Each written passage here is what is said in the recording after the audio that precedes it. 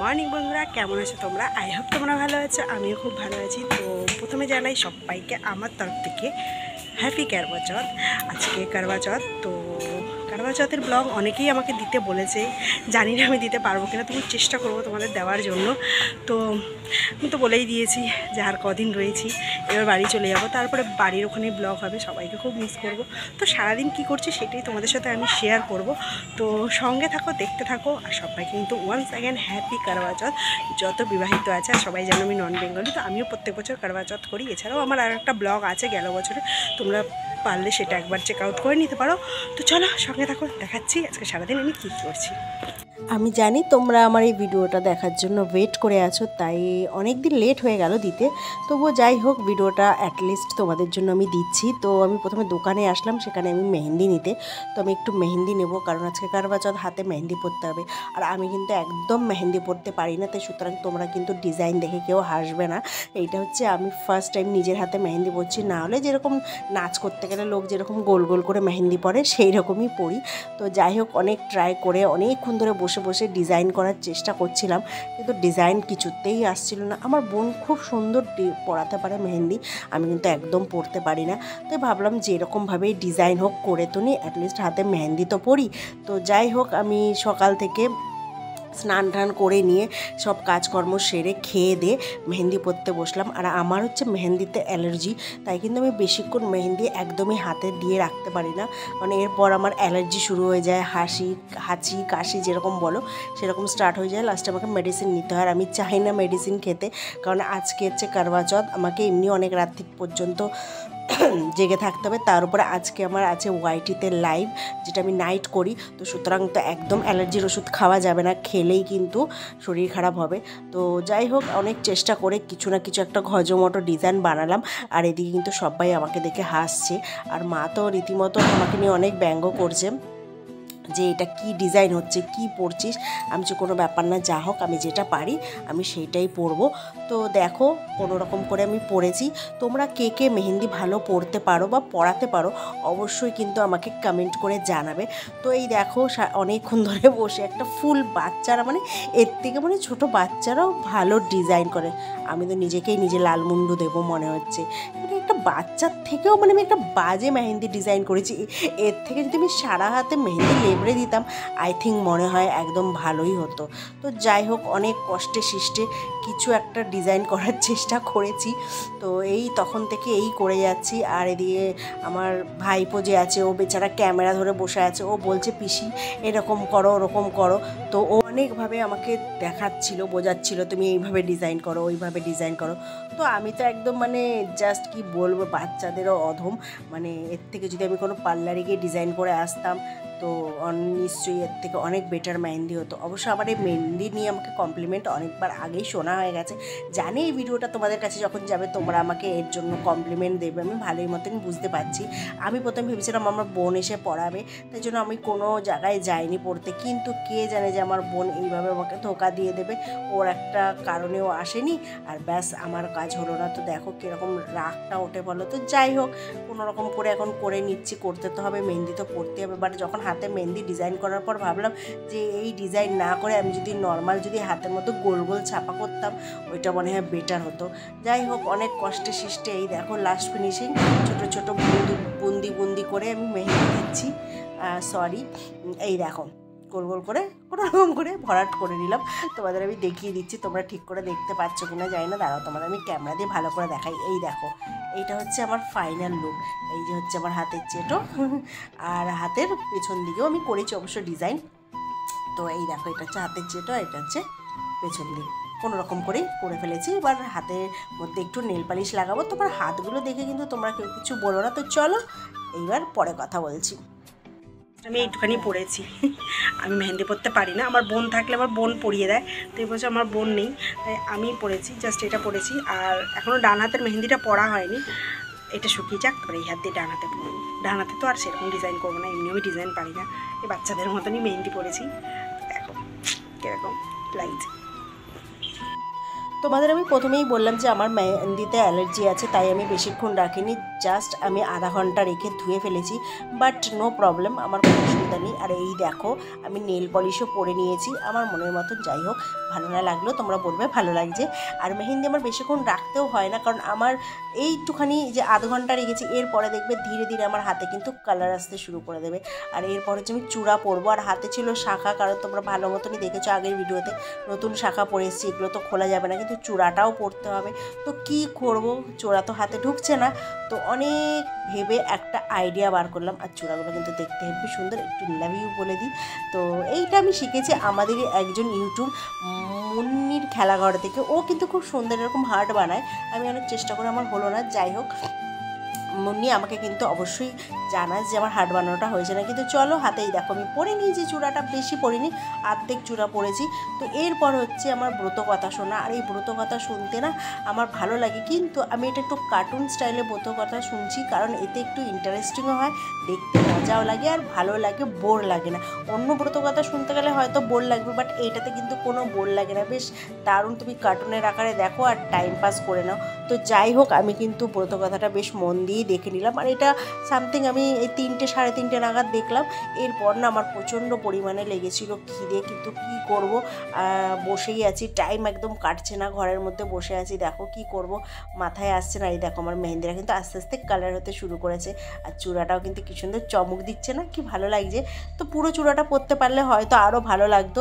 আর ঘুমও পাচ্ছে প্রচণ্ড পরিমাণে, ভেবেছিলাম ঘুমোবো, রাতে নাইট আছে, কিন্তু হলো না। যাই হোক, একটু কিছুক্ষণ শুয়ে শুয়ে একটু ঢং করে নিলাম। তো চলো এবার একটু না ভাবি কিছু একটা খাই। তো কী আর খাবো, তো মা আমাকে কি করলো, চা করে দিল। এই দেখো হাতে মেহেন্দি, দেখেছো মেহেন্দির কিন্তু আস্তে আস্তে আমার কালার আসতে শুরু করে দিয়েছে, বললাম না। তো আমি একদম নির্জলা ব্রত যেটা, সেটা আমি করতে পারি না। আমি চা বানিয়েছি।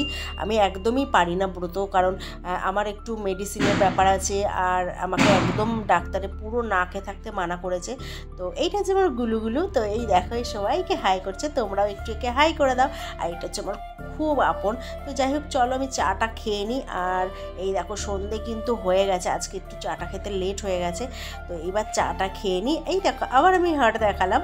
তো চলো এইবার হচ্ছে আমি একটু ঢং করে নিই আয়নার সামনে, নিজেকে কত সুন্দর লাগছে হাতটা দেখতে। কাশ আমি যদি একটু সুন্দর দেখতে হতাম তাহলে আমার আরও ভালো লাগতো, কিন্তু হাতটা দেখে না আমার খুব ভালো লাগছে। পুরো চূড়াটা পরলে হয়তো আরও ভালো লাগতো।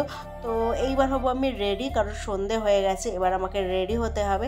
তো চলো এবার আমি রেডি হইনি, তোমরা কিন্তু দেখতে থাকো যে রেডি হওয়ার পর আমাকে কীরকম লাগে। অবশ্যই সেটা তোমাদের সাথে তো আমি শেয়ার করবই। তো ঠ্যানটানান, এই দেখো আমি রেডি হয়ে গেছি। কিন্তু রেডি হওয়ার পর নিজেকে এতটা পরিমাণে মোটা লাগছে, কি বলবো। আমি শাড়ি পরে, এই শাড়িটা পরে আমাকে প্রচণ্ড পরিমাণে মোটা লাগছে। অবশ্যই মোটা, বাট এইটা পরে যেন আমাকে আর একটু বেশি মোটা লাগছে। তো যাই হোক, পুরো আমি ক্লিয়ারিটি দেখাতে পারছি না, কারণ ঘরে লাইটের কন্ডিশন খুব খারাপ। তো এইবার আমি তোমাদের দেখাচ্ছি, চলো। ফাইনালি আমি রেডি হয়ে গেছি। দেখো আমি পারি না ওদের মতো শাড়ি পরতে, বাট আমি চেষ্টা করেছি। তো আমাকে কেমন লাগছে বলো, অন্যরকম করে রেডি হয়েছি। আর কেমন লাগছে একটু কিন্তু তোমরা বলো আমাকে, ঠিক আছে? তো বাকি বিধি পূজা অতটা আমি জানি না, যতটুকু করার ততটুকু করবো। আর যেহেতু বর নেই, মানে প্রচণ্ড পরিমাণে মিস করছি, প্রচণ্ড পরিমাণে। এই জাস্ট আমি কীভাবে বলবো যে মানুষটাকে এতটা ভালোবাসি, যার জন্য আজকে আমার এই দিনটা, সে আমার সামনে নেই। গেল বছরেও এরকম হয়েছে, গেল বছরও আমি ছিলাম। অ্যাকচুয়ালি এইটা এমন সময় পড়ে, সে সময় আমার পুজোও থাকে আর কারবা চৌথও থাকে।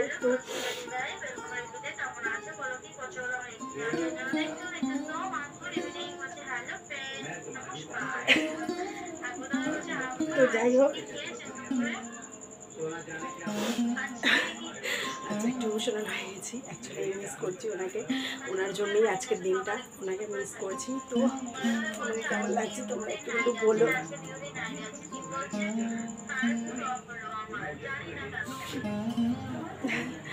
কেমন লাগছে বলো। আর অক্ষয়, মিস ইউ লট।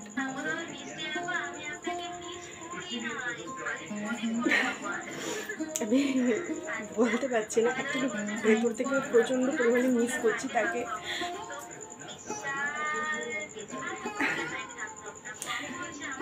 সে আমাকে বলেছিল যে তুমি ওখানে থাক, তোমাকে করতে হবে না, বাট আমি মন থেকে চেয়েছিলাম যে আমি ওনার জন্য এটা রাখি, তাই রেখেছি। চলো এবার বাকি আর পুজো সেরকম দিদি কিছু করবো না, জাস্ট চাঁদ উঠবে, জলটা খাবো, ওখানেই শেষ। তো আমাকে কেমন লাগছে বলো, বাকি পরে যখন তোমাদের আমি দেখাচ্ছি আমি কী কী করছি, ঠিক আছে? চলো, আমার প্লেট রেডি আছে, বাট এখনও চাঁদ ওঠেনি, ওয়েট করছি। আমার সাজ কিন্তু নষ্ট হয়ে গেছে অনেকটাই, কতক্ষণ ধরে ওয়েট করবো বলো তো, খিদে পেট চুচু করছে। তো যাই হোক, এই দেখো, ওখানে থাকলে হয়তো আরও সুন্দরভাবে করতাম, বাট এখানে যতটুকু দরকার ততটুকুই করেছি। তো চলো ওয়েট করি, দেখি কখন চাঁদ ওঠে, দেন পুজো করে তারপরে জল খাবো। বর্মশাই তো নেই, বর্মশাই ভিডিও কলের কথা বলে আমি জল খাবো, নাহলে ওনার ফটো, যাই হোক কিছু একটা তো করতেই হবে। চলো পুজো হলে তোমাদের আমি দেখাচ্ছি।